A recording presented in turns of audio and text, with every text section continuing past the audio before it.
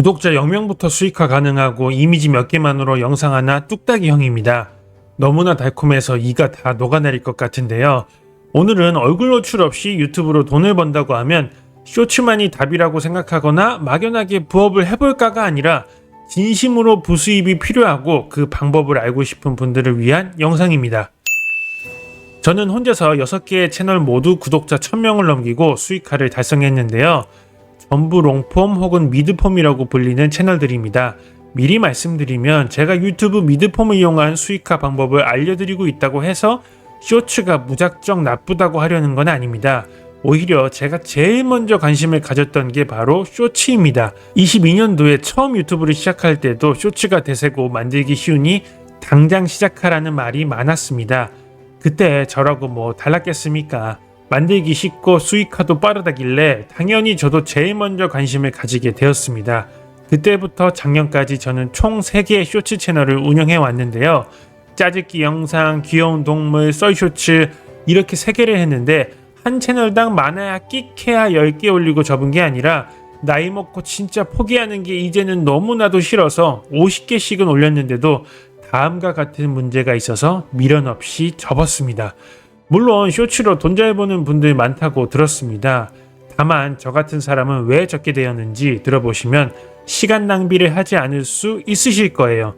첫 번째, 노출과 조회수가 어느 날 갑자기 심정지를 당해버립니다. 심지어 전날까지 조회수 몇만씩 꾸준히 잘 나가다가도 다음날부터 심하면 1000, 100 이렇게 나오기도 하고 문제는 그 이후로 회복이 안 되더라고요. 뭔가 잘못됐겠지 싶어서 더 주제를 날카롭게도 해보고 잘 안 된 영상은 지워도 보고 했거든요.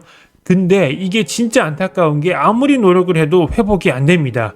이유는 모르겠으나 나락을 보내면 다시 회생할 기회를 안 주더라고요. 물론 롱폼 영상도 비슷한 경우가 있습니다. 왜 없겠습니까?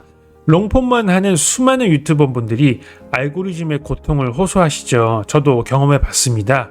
그런데 적어도 제가 경험한 롱폼 채널은 나락을 가더라도 진짜 잘했다, 남들이 안 다뤘다 싶은 날카로운 주제를 다루고 썸네일도 여러 개 만들어 보면서 뭐가 더 나은지 계속 비교해 보면 신기하게도 기회를 다시 주더라고요.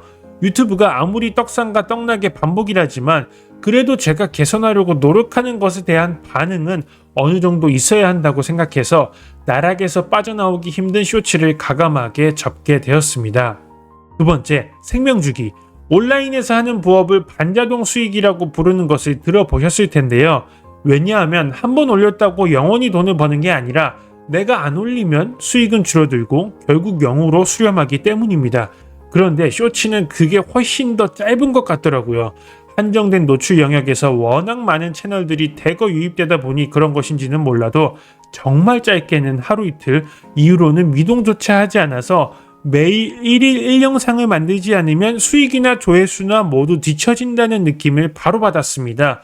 물론 롱폼도 홈에 띄워두는 탐색 노출이 짧으면 일주일 정도 노출되었다가 사라지기는 하지만 다른 잘나가는 영상에 추천으로 붙는다든지 이렇게 댓글로 내 영상을 링크를 달아 몰아주기를 하면 계속 올라가는 경우가 꽤 자주 있습니다. 또 많지는 않지만 검색을 통한 유입도 무시할 수는 없고요. 그래서 제 채널들 중에서 이런 신기한 그래프가 나오기도 했는데요. 엄청난 금액은 아니지만 한번 만들어두고 계속 방치하는 반자동 수익 치고는 만족하기도 하고 한번 잘 만들어두면 이렇게 미국 주식처럼 꾸준히 우상향하는 영상이 나오기도 한다는 게 저 같은 성향을 가진 사람에게 더 잘 맞아서 쇼츠를 접고 롱폼 채널들만 하게 되었습니다. 그렇다고 해서 롱폼 채널만 하면 누구나 떡상한다, 시작하면 바로 퇴사 강 나옵니다, 이렇게 여러분을 도발하려는 것은 아닙니다. 하지만 얼굴 노출은 안 하면서 주제가 마르지 않는 꾸준히 수익이 나는 시니어 채널을 해보고 싶은 분은 고정 댓글을 참조해 보시기 바랍니다. 마지막 세 번째는 진입장벽이 낮아도 너무 낮다는 것입니다. 누구나 쉽게 할 수 있다는 것의 의미는 나한테만 쉽다는 게 아닙니다. 나의 경쟁자들도 바로 진입할 수 있다는 의미입니다. 그래서 우리가 지나온 길이 조금 힘들었어야 그게 우리 뒤에 따라올 경쟁자들도 똑같이 겪게 될 장벽이 됩니다.